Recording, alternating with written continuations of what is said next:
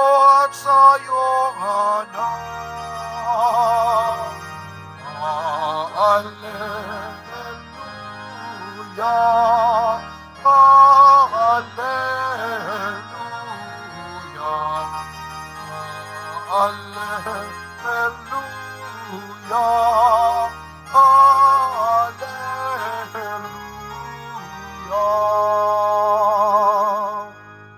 Sumainyo ang Panginoon. At sumaiyo rin.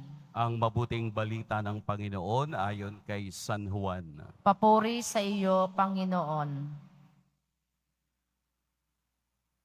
Noong panahong iyon, sinabi ng mga alagad kay Jesus, "Ngayon po'y tuwiran na ang inyong pangungusap sa amin at hindi na patalinhaga.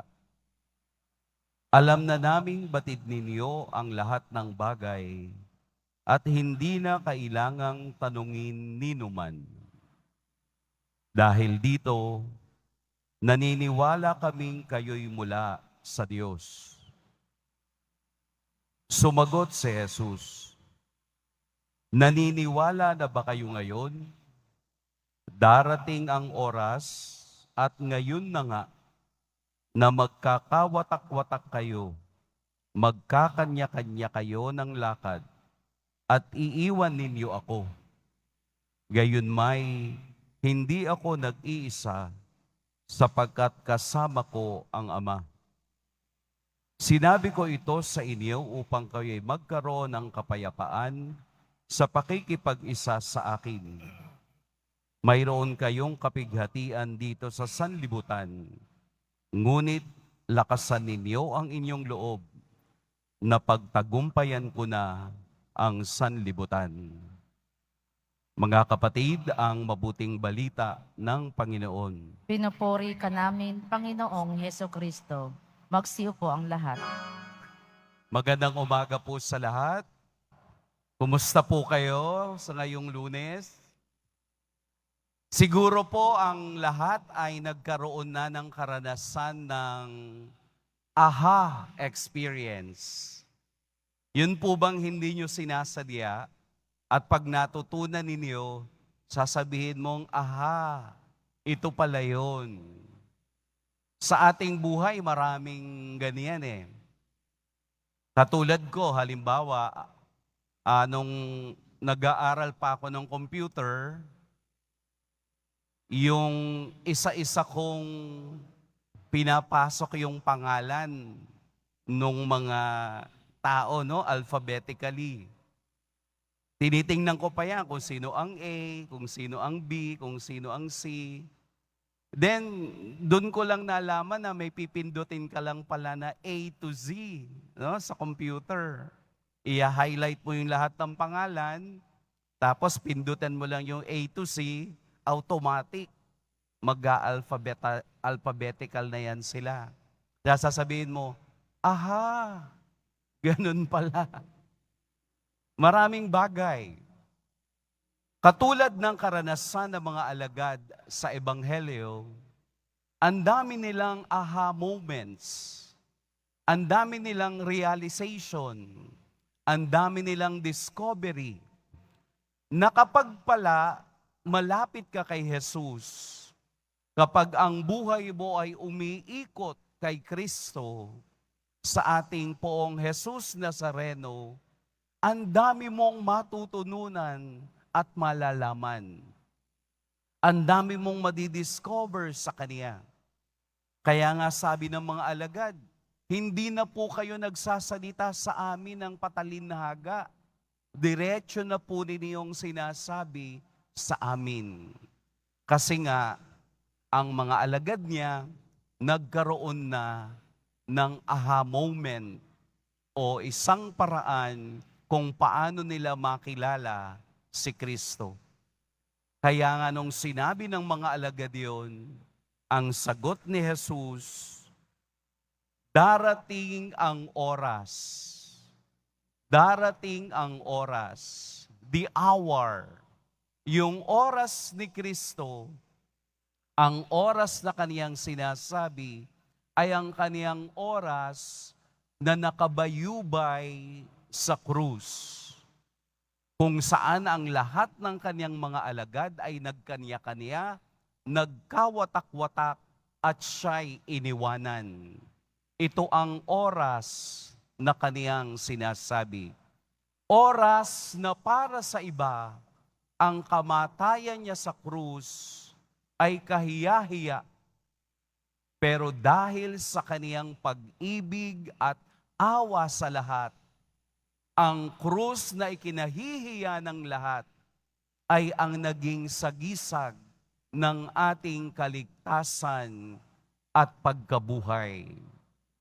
Dahil nga sa kaniyang kamatayan sa krus, sinabi niya sa dulo ng ating ebanghelyo, huwag kayong matakot na pagtagumpayan ko na ang sanlibutan. Binibigyan tayo ni Jesus ng pag-asang huwag matakot dahil ang lahat ng ito ay kanya nang napagtagumpayan. Dahil ang oras ay mayroong dalawang klase.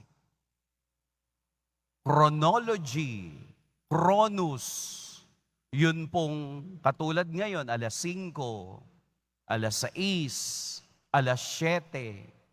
Ito yung chronos, yung oras. Chronology, ito yung ating sinusunod. Pero kung tutuusin at kung titingnan ninyong mabuti, time is limitless. Time is everlasting. Time is infinite. Tayo yung naglalagay ng oras na iyan, kaya nagiging chronology, sequential time. Ano pa yung isang klaseng oras? Kairos, God's time. Oras sa Diyos. Oras ng Diyos. Kung papaanong ipinakita ni Jesus sa kaniyang mga alagad ang tamang oras ng pag-unawa sa kaniyang misyon at magiging misyon ninyo, in God's time, mangyayari ang lahat. Sa panahon ng Diyos, mapagtatagumpayan din natin ang ating buhay. Katulad ng panahong ibinigay ng ating mahal na Birheng Maria sa kaniyang pagpapakita sa Fatima. Ito ay oras ng Diyos, God's time, upang ipakita kung papaanong minamahal ng anak ang mga taong nawawalay sa Kaniya at sa pamamagitan ng Kaniyang ina, tinutulungan tayo ni Mariang dalhin ang lahat sa paanan at sa kaharian ni Jesus. Ito ang oras ng Diyos. Every day is Kairos. Ang bawat araw ay oras ng Diyos. Marahil marami ang hindi nakauunawa dahil malayo ang kalooban sa Diyos.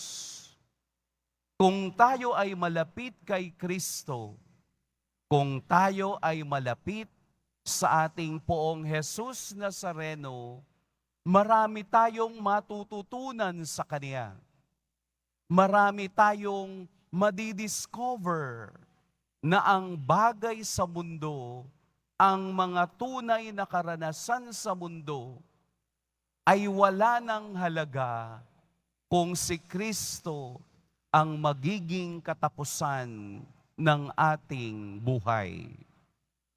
Kaya nga't ang ating mahal na ina ay dinadala lahat sa Diyos ang kaniyang mga anak. Ang panahon ng Diyos, ang oras ng Diyos, ay oras ng pakikipagniig upang maunawaan natin at makilala ng mas malalim ang ating Poong Jesus Nazareno. Huwag nating gawing kronos lamang ang isang bagay kung hindi tayo ay pumasok sa oras ng Diyos upang maunawaan natin kung papaano siya nagdadala ng mga biyaya at pagpapala sa ating buhay. Kaya nga po, isang consolation na marinig sa Ebanghelyo ngayong araw na pagtagampayan ko na ang sanlibutan. Kung tayo'y tititig kay Jesus, kung tayo'y titingin sa Kanya sa araw-araw, Kairos, ang oras ng Diyos ay mangyayari ng may biyaya at pagpapala.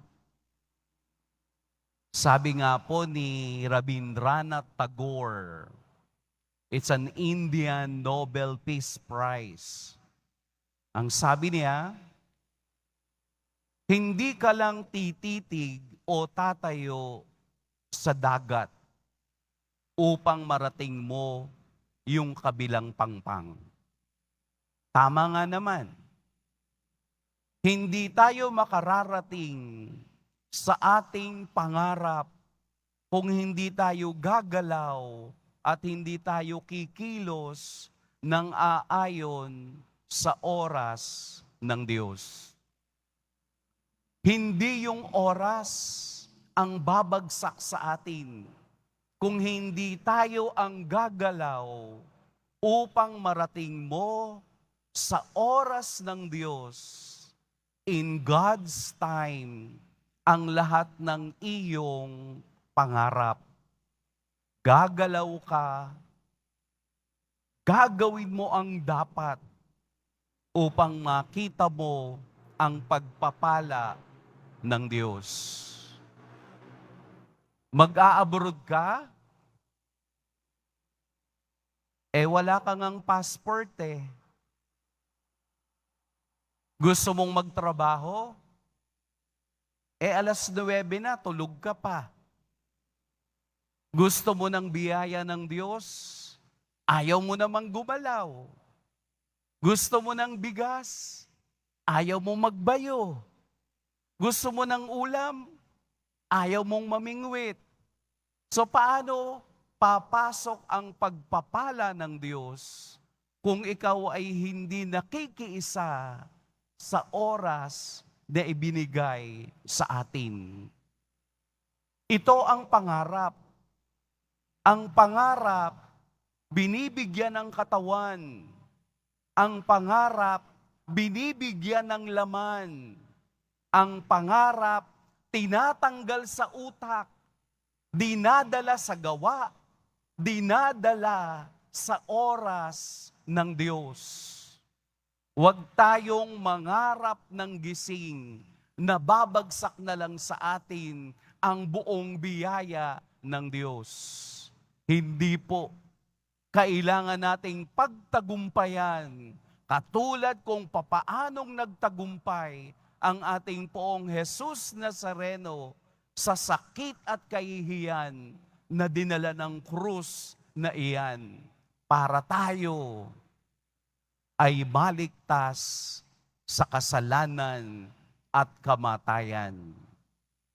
Gagawa ka, masasaktan ka, magpupunyagi ka para mas masarap damhin ang tagumpay pagkatapos ng lahat ng sakit. Kaya nga ang ating Inang Maria ay palaging dalawa ang mensahe sa kaniyang pagpapakita sa kaniyang mga anak. Panalangin at pagbabalik loob.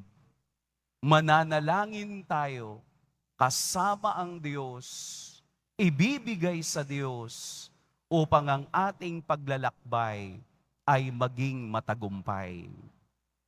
repentance, magbabalik loob tayo sa Diyos, lilinisin natin ang ating katawan at ang ating kaluluwa upang dumaloy ang pagbibiyaya at grasya ng Diyos.